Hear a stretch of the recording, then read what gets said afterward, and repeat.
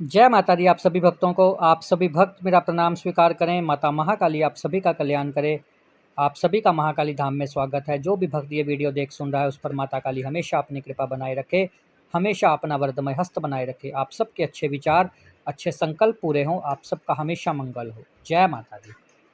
आज हम बात करेंगे जी सवारी आना। ये एक बहुत ही बड़ी दुर्लभ चर्चा चल रही है कि सवारियाँ बहुत सारे लोगों को आती हैं। बहुत सारे लोग जो भक्ति में जाते हैं, ख़ास तौर पे महिलाएं जब भक्ति में जाती हैं तो पहली बात है कि उनका सिर घूमना शुरू हो जाता है या उनको ऐसे लगता है कुछ गोल गोल घूम रहा है। आज हम इसी के बारे में चर्चा करेंगे कि सवारी होती क्या है, तत्व क्या होता है और सवारी किस चीज़ की आती है। देखिए, ये बात तो अब सब मानने लग गए हैं कि देव शक्ति शरीर में नहीं आ सकती।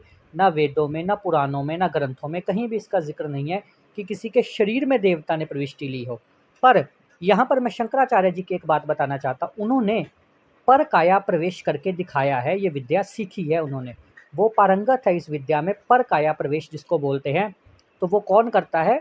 अपने सूक्ष्म शरीर से, जो आपका सूक्ष्म शरीर होता है वो दूसरे के शरीर में प्रविष्टि करके सिर पर आकर हाजिरी ले सकता है या बोल सकता है। वो आपके मन को, दिमाग को वशीभूत कर सकता है। इसी प्रकार अगर आप बोलोगे कि सिद्धियां सवारी लेती, नहीं जी, सवारी सिद्धि नहीं होती, कभी भी नहीं होती। सिद्धि भी सवारी के रूप में नहीं आती। सिद्धि आपके शरीर में हिस्सा लेती है, दूर खड़ी रहती है, वो अलग काम करती है। सवारी कौन लेते हैं? जो भक्त चले गए इस दुनिया से भगवान का नाम जपते हुए, वो भक्त देव तरंगों के रूप में आपके शरीर में आते हैं और पॉजिटिविटी फैलाते हैं। जिनका लक्ष्य था लोक कल्याण करना, वो किसी कारणवश नहीं कर पाए। वो आपके गुरु हो सकते हैं, वो जिस शक्ति की आप पूजा कर सकते हैं उनके कोई भक्त हो सकते हैं, या कुछ भी हो सकता है ऐसा, पर वो देवता नहीं होते। देव तरंगे होती हैं, देवों की आगे दास होते हैं, जो सूक्ष्म शरीर से, सूक्ष्म रूप से आपके शरीर में आकर आपको ऐसे घुमा देते हैं। हालांकि जिस पर सवारी आती है उसको पता नहीं चलता, कुछ भी याद नहीं रहता, कईयों को याद रहता है। पर हम ये बोलते हैं कि सिद्धि को साधने की बजाय आप अपने शरीर को साध लो।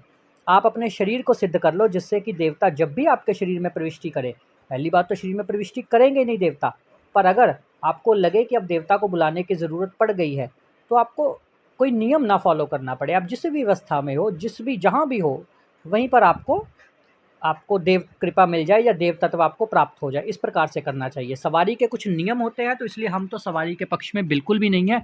हम नहीं चाहते कि किसी को भी सवारी आए। हम तो लोगों की सवारियां बख्शाते हैं, उनसे वचन करवाते हैं, ताकि लोग हमेशा ठीक तरह से काम कर सके। हाँ, कुछ लोग होते हैं जैसे जिनको पहले सवारियां आती थी पर अब गुरु ने बांध दी या कुछ भी हो गया, इस प्रकार से सवारियां उनकी बंद हो गई, अब उनकी गद्दी लगनी भी बंद हो गई, धाम चलने बंद हो गए। तो सीधी सी बात है, कौन कि देवता कोई थोड़ी बांध सकता है। बोलेगा क्या कोई बताने वाला कि मैंने माँ काली को बांध लिया, मैंने हनुमान जी को बांध लिया? उनको वो बांध सकता है कोई? है किसी की इतनी हैसियत उनको बांध ले?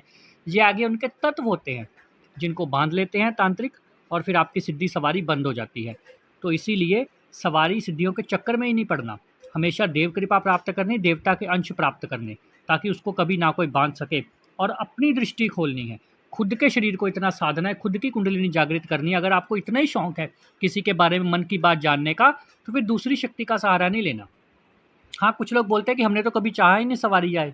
ऐसा हो ही नहीं सकता, बिना इच्छा के कभी हो ही नहीं सकता। मैं आपको सीधी बात, स्पष्ट बात बता रहा हूँ, सवारी आने के लक्षण बता रहा हूँ, ध्यान से सुनिएगा। जिन लोगों को भी सवारी आनी होती है, या जिन लोगों पर भी देव कृपा हो जाती है, क्षेत्र देवी देवताओं की कृपा या शक्ति की कृपा हो जाती है, सवारी आने से पहले आपको कुछ ही साल पहले सपने में नज़र आ जाएगा कि आप खेल रहे हो, आपका सिर बाल खुले हुए और आप सवारी ले रहे हो, जीभ निकाल रहे हो। इस प्रकार से जीभ निकालना कॉमन है ये, पर वो माँ काली नहीं है। मैं मिथ दूर कर दूँ आप सब लोगों का। शक्ति है, हम उसकी रिस्पेक्ट करते हैं, पर माता का नाम ना ले तो अच्छी बात है। चलिए, जय माता दी। इसके बाद क्या होता है जी? सबसे पहले आपको सपने में नजर आएगा। दूसरा, जब भी आप पूजा करने बैठोगे, पाठ करने बैठोगे, तो आपको खुद का शरीर गोल गोल घूमता हुआ फील होना शुरू होगा। खुद के रोंगटे खड़े होने, तरंगे नजर आनी शुरू होंगी। खुद को ऐसा लगेगा जैसे कुछ तो अलग हो रहा है शरीर में। इस प्रकार से जब ऐसा होगा, इसके बाद जब और आगे बढ़ोगे तो आपको खुशबू आनी शुरू हो जाएगी।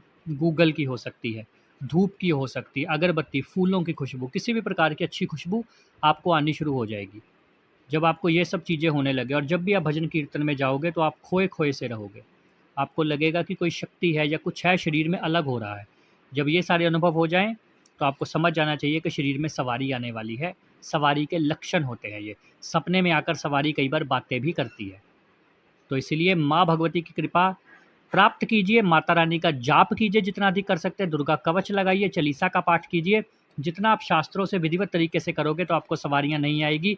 जितना आप शाबर मंत्रों का या ऐसे ही किसी मंत्र का जाप करोगे तो उससे सवारी आने का तीव्र चांसेस होते हैं। बाकी माँ की तरंग है जी, हम सब उनका आदर करते हैं, सत्कार करते हैं, हम सब आपका भी आदर करते हैं। तो माँ काली आप सब पर अपनी कृपा बनाए रखे। ध्यान साधना अधिक गहरे से और सवारी के भेद को और अधिक गहरे सीख सकते हो आप हमारे साथ ग्रुप में जुड़ के। बाकी माँ काली आपका कल्याण करे, आप सबके मंगल